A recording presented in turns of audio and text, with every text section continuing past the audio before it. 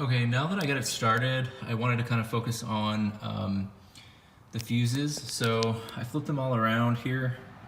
And these are the colors that are here. I'm actually not even familiar with blue. I think only at the store I saw white and red. So anyway, the very last one here is blown. And I believe that is, a red is a 16. So I want to test.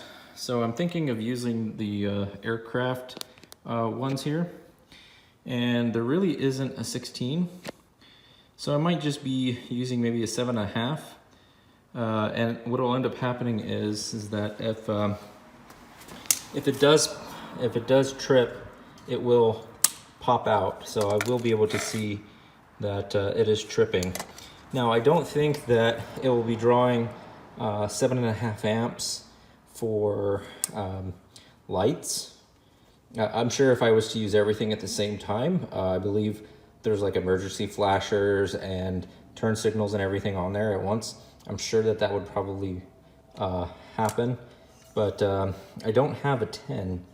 I would rather use a 10, but I don't have one, and I'd probably rather go a little bit smaller than that, just to see if I can get any of the functions working. If I immediately plug it in and it pops up, then I know that I have a direct short to ground somewhere on a power, and I can kind of move on to something else. So I don't want to keep buying those cheap fuses and blowing them. So this is one way to do it, is to use this. So I'm going to try it and just see what happens. So I've disconnected the battery because I am going to be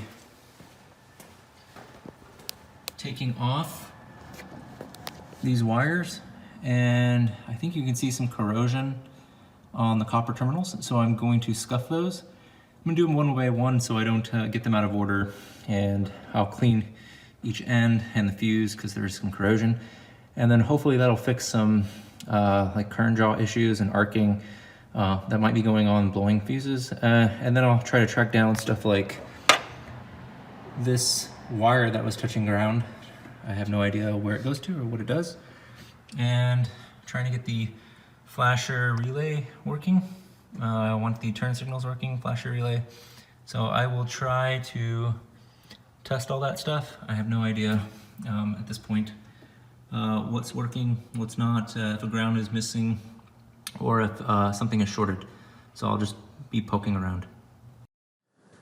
At this point, I am searching the internet for the fuses and the information to check the wiring, and then I found this. Well, I'm back at it, so I've done some investigation, and here's what I have for the fuse box. So I'm going to be troubleshooting why the passenger side is not turning on for the regular parking lights, and I'll try to troubleshoot back to the sources. So I'll be taking a look at all the wiring.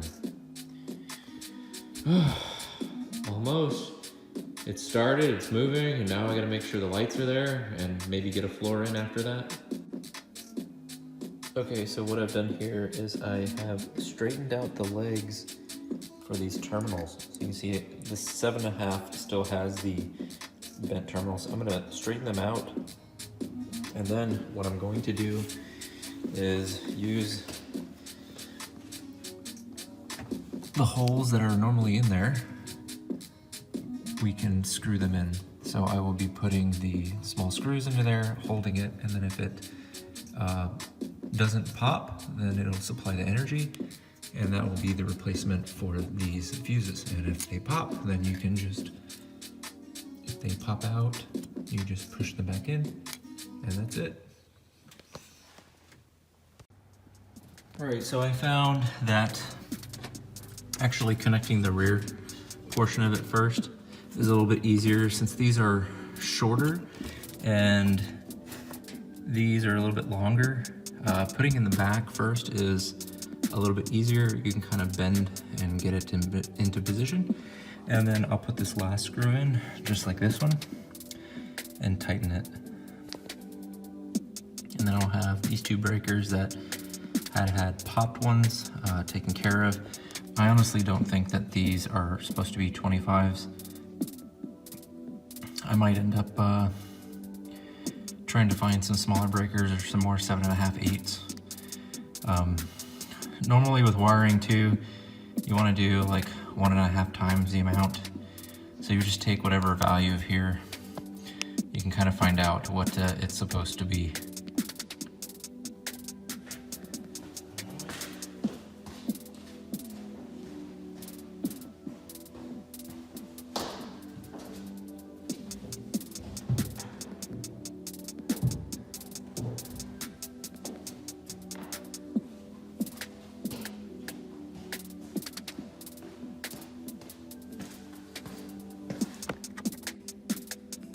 All right, so the left one's working.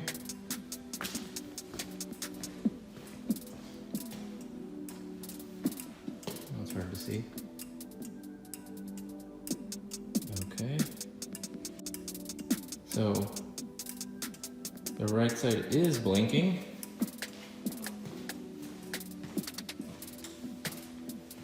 So basically parking light's not working on the right. So I need to figure out why the parking light circuit's not working. Whether it's blown in the back or something is cut out. All right, so let's looking at this. The power for the right parking comes from the light switch, power of 58, fuse 7 and 8, and supply parking left front 58, that's driver side, and right front 58, parking to the terminal to the rear 58. So if you move over here, we can start trying to diagnose why this one's not getting power for parking, which was 7 and 8.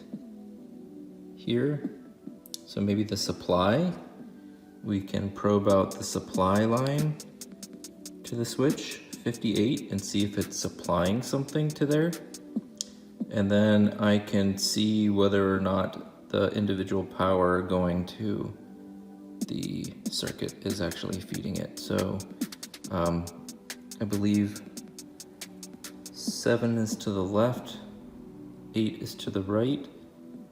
So it does split off to the rear. So this is to the front, and then this little leg off goes to the rear, down here, and off to the right rear.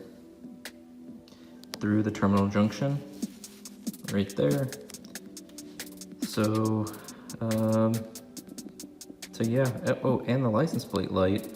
So that's where it splits off. So the license plate light's probably not working either. Hopefully there's not a short there either. Okay, so it just so happens I touched that fuse and it sparked and illuminated the light. So even though I cleaned those terminals, obviously there is some sort of corrosion or there's no contact being made for that. So now we have light. So it was the power, and I will assume I need to put that back in. I don't even know what I did with it. I'll look for it. And now, all right, look at that. Now we have lights all the way around. Perfect. That's wonderful. And license plate light. It's hard to see, but it's on. Let's see what kind of bulb it is. Yeah, it's just one of those. All right, interesting.